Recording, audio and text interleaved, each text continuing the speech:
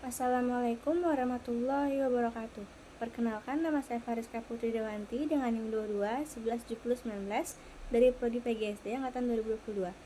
Di video kali ini saya akan membahas materi tentang pengelolaan kelas inklusi dengan anak berkebutuhan khusus di sekolah dasar untuk memenuhi UAS mata kuliah manajemen kelas dengan dosen pengampu Ibu Dr. Robiatul Munajah, SPD MPD.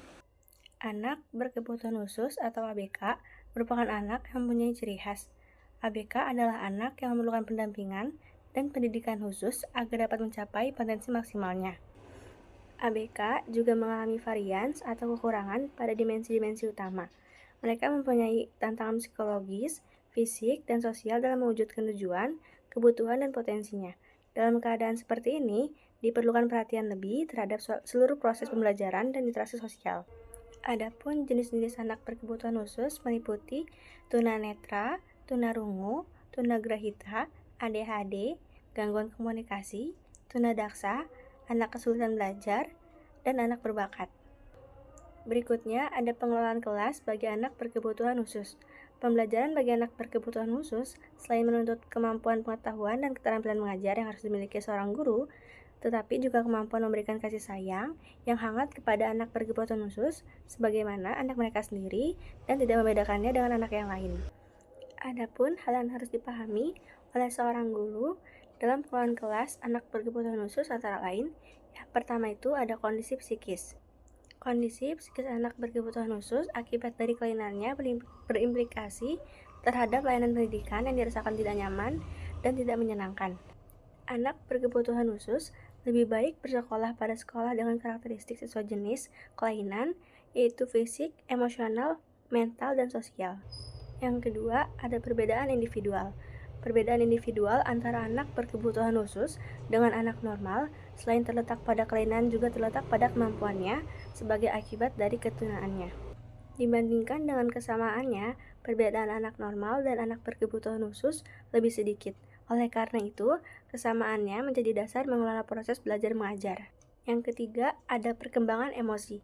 Sesuai keadaan emosinya, anak berkebutuhan khusus itu membutuhkan suasana belajar yang aman, bebas, dan tenang. Kebutuhan ini sulit dipenuhi jika anak tersebut merasa tidak sanggup karena rasa sanggup memberi rasa kepuasan dan kepercayaan. Kepuasan dan kepercayaan dapat memberi motivasi yang kuat terhadap keberhasilan proses belajar mengajar. Dapat ada perkembangan sosial. Sebagian kelompok anak berkebutuhan khusus ada yang kelebihan kasih sayang dan ada yang kekurangan kasih sayang. Hal ini bergantung pada kondisi orang tuanya masing-masing. Oleh karena itu, guru harus memperhatikan relationship secara khusus dalam proses belajar mengajar. Yang kelima, ada lingkungan belajar. Lingkungan yang kosong akan membuat jiwa anak menjadi kosong karena tidak memberi pengajaran kepada anak. Beberapa kesempatan kepada anak agar dapat mengindra atau mempengaruhi perkembangan emosi sosial sangat dibutuhkan oleh anak. Selanjutnya ada kecakapan hidup. Kecakapan hidup yaitu kecakapan untuk melakukan adaptasi dan perilaku positif yang memungkinkan individu untuk melakukan reaksi secara efektif dalam menghadapi kebutuhan dan tantangan sehari-hari. Pada esensinya, kecakapan hidup adalah keterampilan siswa untuk memahami dirinya dan potensinya dalam kehidupan, antara lain mencakup penentuan tujuan, memecahkan masalah, dan hidup bersama orang lain. Pada intinya, pendidikan kecakapan hidup membantu peserta didik dalam mengembangkan kemampuan belajar, menyadari dan mensyukuri potensi diri untuk dikembangkan dan diamalkan, berani menghadapi masalah kehidupan, serta memecahkannya secara kreatif. Melalui pengintegrasian kegiatan-kegiatan yang pada prinsipnya membekali peserta didik terhadap kemampuan-kemampuan tertentu agar dapat diterapkan dalam kehidupan keseharian peserta didik. Adapun unsur-unsur kecakapan hidup antara lain, yang pertama, kecakapan personal. Kecakapan personal mencakup kesadaran diri dan berpikir rasional. Kesadaran diri merupakan tuntutan mendasar bagi peserta didik untuk mengembangkan potensi dirinya di masa mendatang.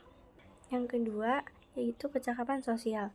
Kecakapan sosial dapat dibagi menjadi dua jenis utama, yaitu kecakapan sosial atau kecakapan antarpersonal dan kecakapan bekerja sama.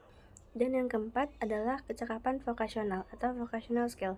Kecakapan ini seringkali disebut dengan kecakapan kejuruan, artinya suatu kecakapan yang dikaitkan dengan bidang pekerjaan tertentu yang terdapat di masyarakat atau lingkungan peserta didik.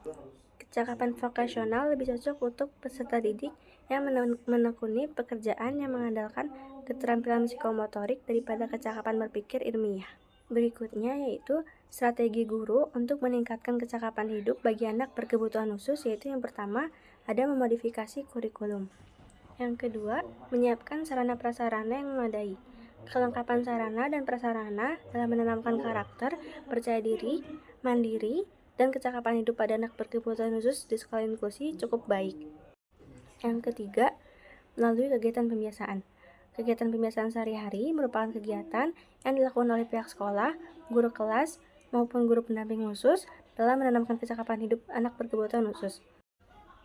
Pembiasaan yang dilakukan pihak sekolah dan guru dilakukan dengan baik pada seluruh siswa, termasuk anak berkebutuhan khusus, sesuai dengan minat dan bakat masing-masing. Lalu yang keempat, guru dapat memberikan motivasi dalam kegiatan belajar mengajar. Kesimpulannya adalah anak berkebutuhan khusus atau ABK adalah seorang anak yang membutuhkan pengajaran yang disesuaikan dengan tantangan dan tuntutan belajar spesifiknya. Sekian pemaparan materi dari saya. Kurang lebihnya saya mohon maaf. Wassalamualaikum warahmatullahi wabarakatuh.